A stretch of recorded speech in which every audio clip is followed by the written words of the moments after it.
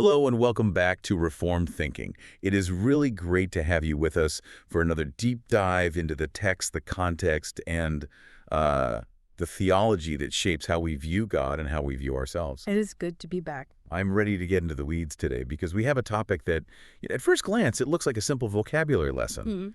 But I have a strong feeling it is going to turn into open heart surgery before we are done. I think you're quite right about the direction we are heading. We are looking at a single word today, a Greek adjective that appears in the New Testament. Right. But the implications of this word, they just ripple out into our understanding of sin, of the human mind, and the grace of God. The word on the chopping block today is Asynetos, or for us, Asynetos. Now, in many of our English Bibles, when we come across this word, it's translated as foolish, senseless, or sometimes without understanding. If I am reading a verse and I see foolish, I usually just think, okay, this person is acting stupidly, they are making a bad call. But what we are going to argue today is that Asynetos is doing a lot more heavy lifting than just calling someone unintelligent. That is absolutely correct. If we reduce Asynetos to just a lack of IQ, or let's say a lack of formal education, we completely miss the theological diagnosis it provides. Okay. This word is not an insult about someone's test scores. It is a technical description of a spiritual condition. Our mission for this deep dive is to examine why this word describes a specific inability of the human heart to process spiritual truth. It is a frightening word, really. How so? Because it describes a mind that is functionally broken when it comes to the things of God. Wow. Okay. To help us unpack this, we have pulled together a stack of heavy-hitting lexical sources. We are looking at entries from the Theological Dictionary of the New Testament, the Lunita Lexicon, which focuses on semantic domain. A very helpful resource. It is. And we're also going to look at how this word was used in the Septuagint, that's the Greek translation of the Old Testament, and even some writings for the early church fathers. So we have the data. We do. Let's start where we usually do. Let's look at the word itself. Break down the construction of Asynetos for us. It is a compound word, which is often helpful in Greek. It starts with what grammarians call the alpha privative. The alpha privative. Right. That is the letter alpha, or A, placed at the beginning of a word to negate it. It signifies without or not.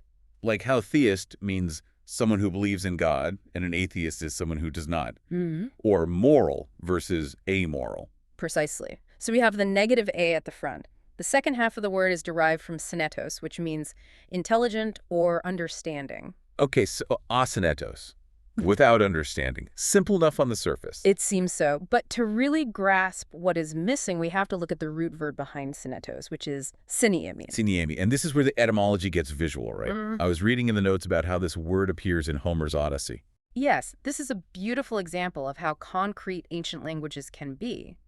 In the Odyssey, specifically Book 10, line 515, the verb syneami is used to describe the juncture of two rivers. The juncture of two rivers. Yes. It describes the bringing together of the rushing waters. The literal meaning of the root is to send together, to bring together, or to unite. So understanding, then, in the Greek mind, is not just having a fact in your head. It is the action of bringing facts together. That is the core metaphor. Think about how we use the word synthesis in English. Right, it's from the same root. It is. Understanding is an act of inward organization. It is the ability to take disparate pieces of data, a sight, a sound, a memory, a law, and bring them together to form a coherent picture of reality.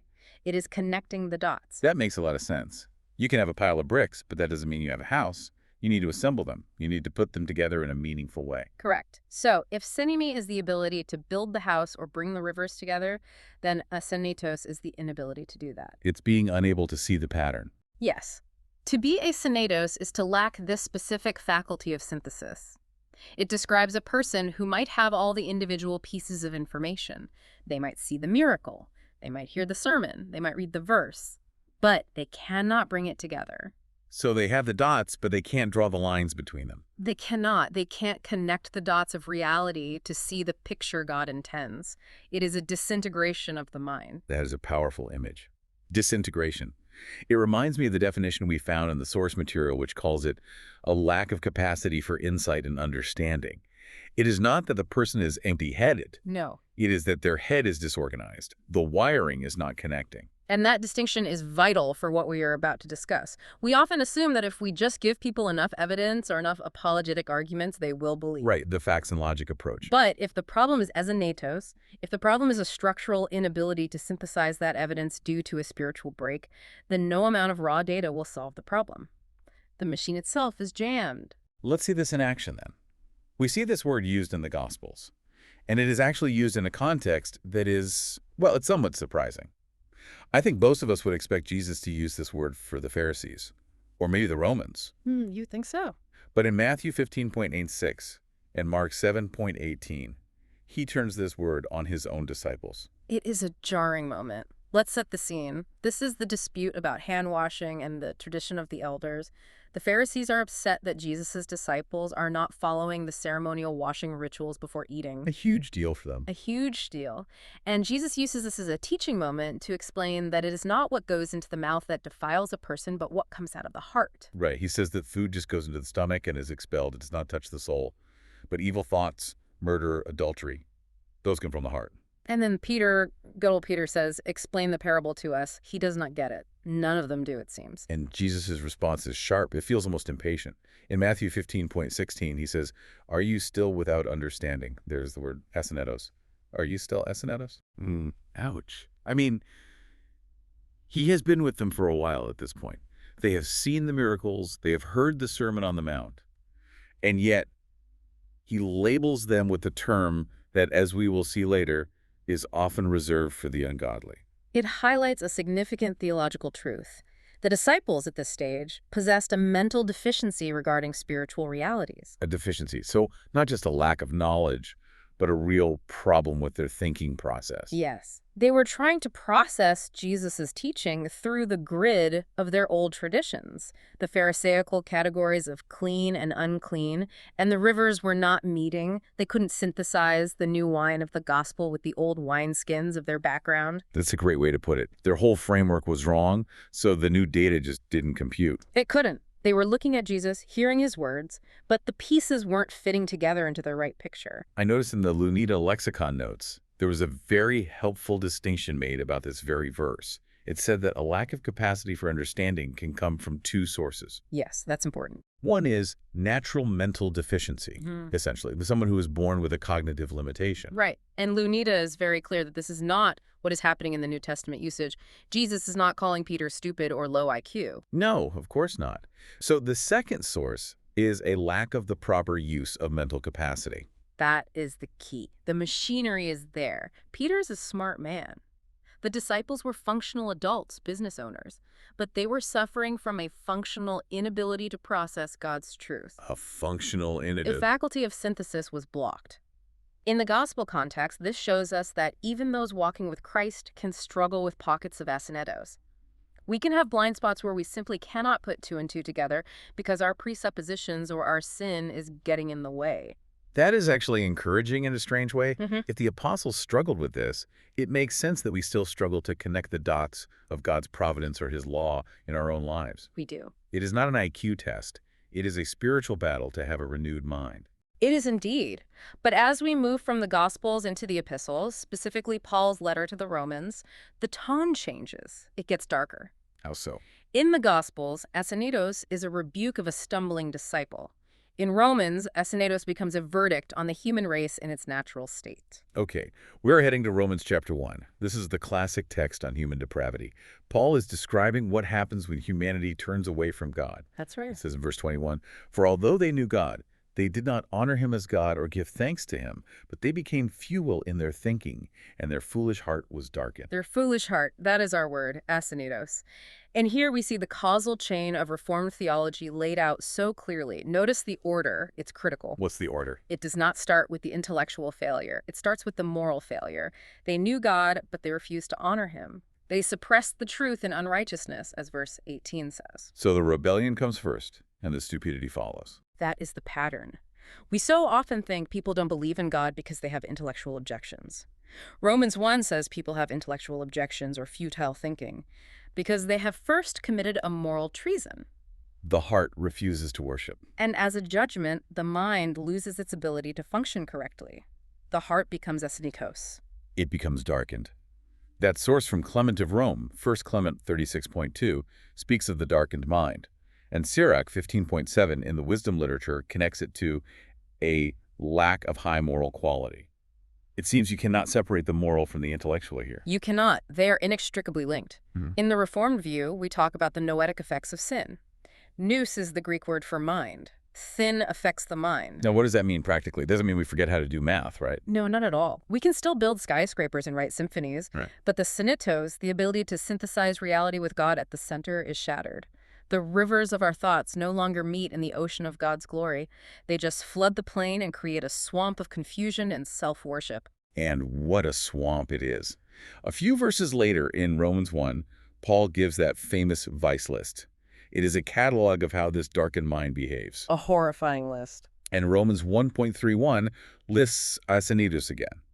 In the ESV it reads, senseless, faithless, heartless, ruthless. I love that you brought up that verse because there is a brilliant wordplay in the Greek there that the listeners need to hear. It's easy to miss in English. Oh. Paul places Asynetos right next to Asynetos. Asynetos and Asynetos, they sound almost identical. They do. It is a rhetorical device called paranomasia.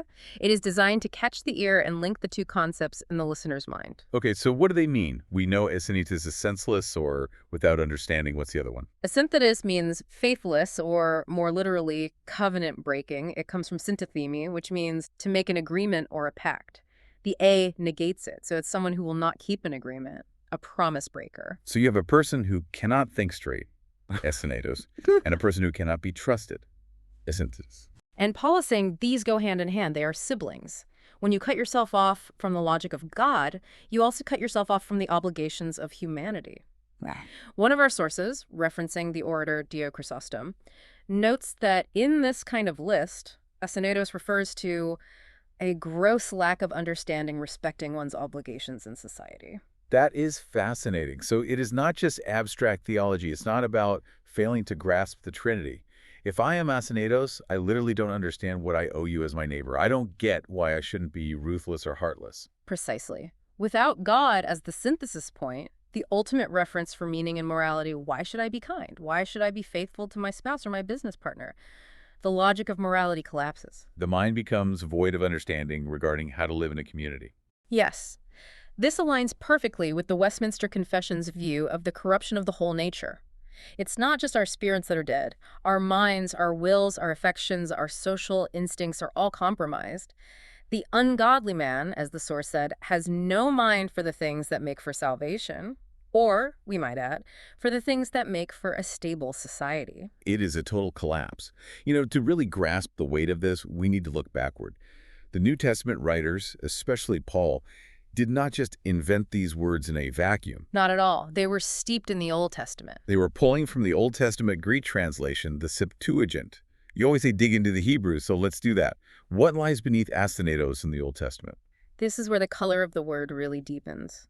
The Septuagint translators used Asynetos to translate a few different Hebrew words, and each one adds a different flavor, a different nuance of foolishness. Let's take them one by one. The first one that stood out to me was the word Nabal. Yes, Nabal. We see this in Deuteronomy 32.21, which Paul will quote later. Nabal is a heavy word. It does not mean a jester or a clown. It means someone who is futile, worthless, godless. Isn't it the word used in Psalm 14? The fool says in his heart, there is no God. That is the one. The fool there is Nabal. And if you want a character study of a Nabal, look at the man named Nabal in 1 Samuel 25. He's described as churlish and evil in his dealings. Right. David protects his flocks, and Nabal just insults David's men and refuses to show any gratitude or hospitality. He can't connect the dots between the protection he received and his obligation to respond with generosity. He is completely Asynetos. He is morally perverse. The Nabal is the person who bites the hand that feeds him. So when Paul uses Asynetos, he is carrying all that baggage. He is talking about a foolishness that is aggressive, ungrateful, and actively denies reality. Okay, what's another one? Then there is Kissel, which we find in Psalm 92, verse 6. It's translated by Asynetos in this Septuagint. Kissel. What does that mean? Kessel refers to the stupid or insolent man. This is the person who is confident in their ignorance. It suggests a thickness, a spiritual dullness that cannot be penetrated. You know the type, loud and wrong. The book of Proverbs is full of warnings about the Kessel. The person who despises wisdom and instruction. That's him. So Asynetos also carries this idea of a dull, complacent stupidity. And I found abir interesting. It literally means strong or mighty, right, from Psalm 76. Yes, but it is used, ironically. In Psalm 76.5, it refers to the stout-hearted who have been plundered. The Hebrew is abir. It refers to the stubborn or the obstinate. Think of a strong bull that won't go where you want it to. It is physically strong, but mentally Asynetos. It lacks the sense to submit to the master. This adds the dimension of willfulness. The Asynetos person isn't just confused, they are stubborn. They are strong in their wrongness. Like Israel being called stiff-necked. Exactly the same idea. And one last one that's quite evocative is no-fel from Job 13.2. Yep. No-fel is related to the verb to fall. It implies a mind that collapses or gives way. It is flimsy. It's unstable. When you put the weight of truth on it, it crumbles. It can't bear the load. So let's put all these together. When the Bible calls someone Asynetos, it is not just one thing. It is saying they are morally worthless and ungrateful like Nabal, insolent and dull like Kessel, stubborn and willful like Abir, and intellectually flimsy and collapsible like Nophel. That is a devastating diagnosis. It really is. It is the diagnosis of the fallen Adamic mind, and this rich Old Testament background sets up one of the most ironic verses in the New Testament, which you mentioned earlier, Romans 10.19. Paul quotes Deuteronomy 32.21. Right. He says, I will make you angry by a nation that has no understanding. And the Greek word for no understanding is Asynetos. Yes. Now think about the context. In Deuteronomy, God is speaking to Israel. The people have the law, the prophets, the covenants. The people who, by all accounts, should have been the most Asynetos nation on earth. They had all the pieces. They had the revelation. And God says, because you have forsaken me, I will provoke you to jealousy with a foolish nation, a people who are Asynetos. He's talking about the Gentiles. He is. Here is the picture. Israel prided themselves on being the wise ones. They had the wisdom literature. They were the ones who were supposed to connect the dots. The Gentiles were the Asynetos, the scattered, foolish, idol-worshipping nations. But God turns the tables completely. He does. Paul brings this quote into Romans to explain what's happening in his day. God is saving the Gentiles, the people with the empty minds, the Nabal, the Kessel, to provoke Israel to jealousy. It is a stunning display of sovereignty. God takes the people who shouldn't get it, and he gives them synesis, which is the noun form, understanding. And meanwhile, the people who should have understood are left in their self-imposed blindness. That really underscores the Reformed doctrine of election, doesn't it? You don't get saved because you are smart enough to figure it out. You don't get saved because you are less Asynetos than your neighbor. No. You get saved because God, in his sovereign mercy, decides to open a mind that was previously shut. He creates synesis where there was none. He uses the foolish things of the world to shame the wise. If understanding were based on natural ability, Israel would have won. They had the head start. But because it is based on the Spirit's illumination, God can grant understanding to a pagan Roman centurion and withhold it from a Pharisee like Nicodemus, at least initially. It proves that synesis is a gift, not an achievement. Let's broaden our scope a bit before we land the plane. The word didn't disappear after the apostles died. We have writings from the generation immediately following the New Testament, a collection we call the Apostolic Fathers. Right. Clement, Hermas, Barnabas. How did they handle Asynetos? Did they continue this same line of thinking? They did. They continued this trajectory, but they added some interesting psychological and pastoral nuance. We see it pop up in the Shepherd of Hermas and the Epistle of Barnabas. The Shepherd of Hermas is that strange allegorical book, full of visions, almost like an early Christian Pilgrim's Progress. It is. And in Hermas, the word Asynetos is frequently paired with another powerful Greek word, dipsychos. Dipsychos. Two souls. Or double-minded. We see this word in the Epistle of James as well. A double-minded man is unstable in all his ways. The Apostolic Fathers saw a strong link between being Asynetos and being dipsychos. That goes right back to the river metaphor. If your mind is split, if you have two souls, then the rivers aren't coming together. You are divided against yourself. Exactly right. If you have one foot in the world and one foot in the church, you are functionally Asynetos. You cannot synthesize reality because you're trying to live by two different operating systems at the same time. The data conflicts. The result is confusion and paralysis. So for them, foolishness wasn't just a lack of information. It was a lack of integrity, a lack of being a whole, single-minded person. Yes, and the Epistle of Barnabas links it to being faithless. It suggests that you cannot have true understanding if your loyalty is divided. Your intellectual capacity is crippled by your divided heart. Clement of Rome, in his first letter to the Corinthians, also groups it with some other words for foolishness. He puts Asynetos with aphron and moros. He does. Aphron means mindless or without reason, and moros is where we get our English word moron. But again, this isn't just like playground name-calling. No, absolutely not. Clement is describing a state of spiritual blindness that is often willful. In fact, in a beautiful passage in 1 Clement 36, he talks about how through Christ we gaze into the heights of heaven and our foolish and darkened mind springs up towards the light. That is a beautiful image. It implies that the only cure for the Asynetos mind is to have it exposed to the light of Christ. It doesn't fix itself. It has to be acted upon by an outside force. That is the consistent pattern from the Old Testament through the New Testament and into the early church. The natural mind is dark, scattered, stubborn, and double-minded. The redeemed mind, touched by grace, begins to spring up and finally connect the dots. So we have covered a lot of ground here. We've gone from Homer's rivers to the disciples' confusion, from the darkened heart of Romans 1 to the stubborn ox of the Old Testament. Let's try to synthesize this ourselves. How do we sum up the definition of Asynetos? I would define it like this. Asynetos is the failure of the human mind to bring the facts of reality together into a coherent whole, a failure caused specifically by a moral and spiritual separation from God. It is a disintegration of the intellect rooted in a rebellion of the heart. Disintegration is the key word for me.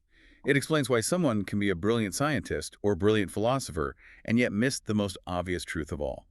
There's a creator. They aren't stupid.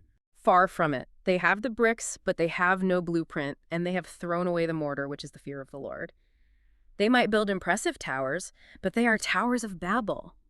They are incoherent in the end. A person can be intellectually brilliant, high IQ, great memory, but spiritually Asynetos because their heart is darkened. They cannot see the why behind the what. They can analyze the creation down to the last quark, but they can't synthesize it into an act of worship. And this brings us to the so what. Why does this matter for the person listening to us right now?